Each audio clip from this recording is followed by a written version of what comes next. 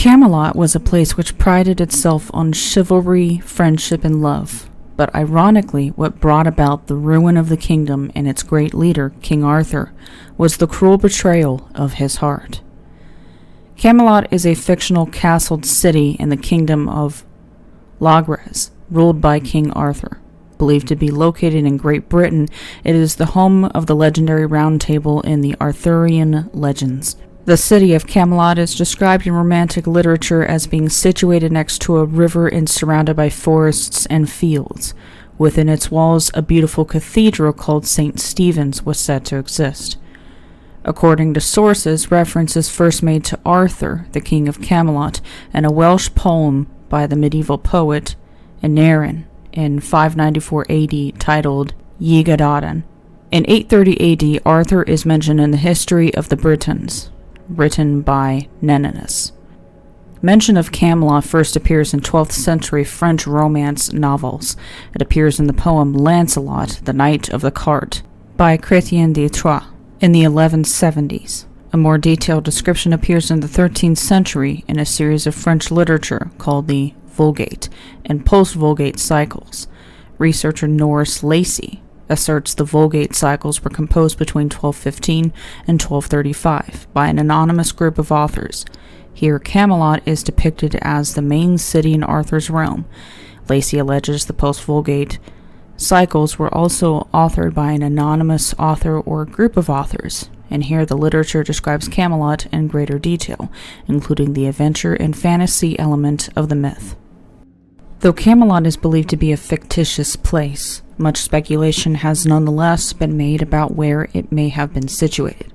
Chrétien de Troyes and author Geoffrey of Monmouth believe Camelot may have been located in Wales in Caerleon.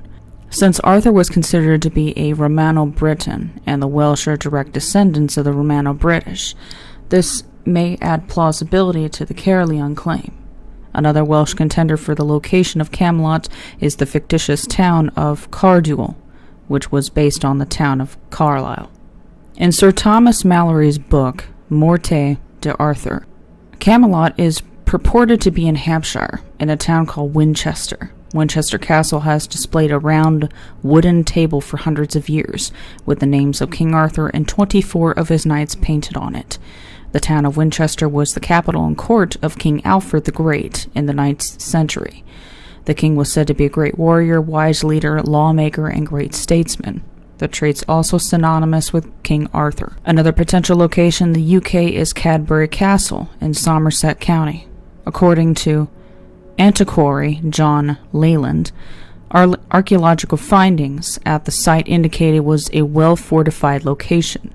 Evidence points to the inhabitants being wealthy and engaging in trade, possible affirmations that it was the castle of a Dark Ages king. Two towns existed in Roman Britain called Camulodunum, known in the modern day as Colchester and Outlain. Camulodunum may have been the source of the name Camelot. The Vulgate cycles mention Joseph of Arimathea visiting Camelot, bringing the Holy Grail with him. There he was said to convert thousands of the inhabitants to Christianity and had the St. Stephen's Church built.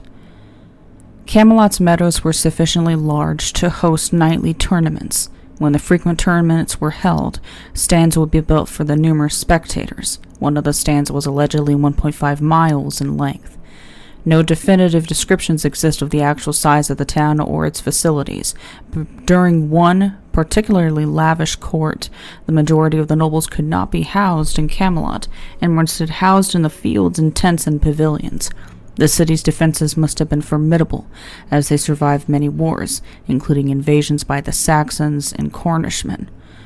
Camelot would have been at its peak when the quest for the Holy Grail began in approximately 453 AD. The Vulgate cycles discuss the quintessential object in Arthurian legend, the Round Table, in detail. The text asserts the Round Table was a wedding gift from Guinevere's father, King Leodagan. 100 knights were already part of the Round Table at that stage. The remaining 50 members were chosen by Merlin on Arthur's behalf to bring the number to the full contingent. The knights' names were engraved on their chairs, bar one chair, which was referred to as the perilous chair, which would be filled by a grey knight. The prestigious chair came to be filled by Sir Galahad. Though the premise of Camelot is graciousness, chivalry, and perhaps piety, these ideals were not always upheld. It is no surprise that the diversion from these ideals was the ubiquitous scourge of a love betrayal. Queen Guinevere's affair with Lancelot causes Arthur to start a war with him. During the war between Arthur and Lancelot, the kingdom is entrusted to the king's son, Mordred. Mordred betrays his father and takes over the castle in his absence. The king tries to kill Mordred and mortally wounds him. Mordred then strikes a death blow to Arthur and kills him. In the 15th century, Sir Thomas Malory, in his book Morte d'Arthur, writes about Camelot and the Arthurian legends. His work influenced writers such as Alfred Tennyson, Mark Twain, and John Steinbeck. In the 20th century, the name Camelot was used to describe the presidency of John F. Kennedy after his death. The magical themes associated with Camelot could be closely linked to pagan traditions at the time. The spread of Christianity perhaps swayed authors to include the mix of the old and new ways in the Arthurian legends. Elements of both Christianity and paganism were needed to bring the story's main themes, like good, evil, and magic, to the fore, and are essential in creating the conflict needed in any good story. Over the love of a woman, many irrational thoughts, decisions, and actions have arisen in myth and in the real world. The fragile hearts of man may become fortified with cynicism and retaliation. But if only King Arthur could have maintained his original ideals, perhaps his mythical kingdom would have continued, and his heart remained whole through emotional fortitude rather. Or would that be akin to magic?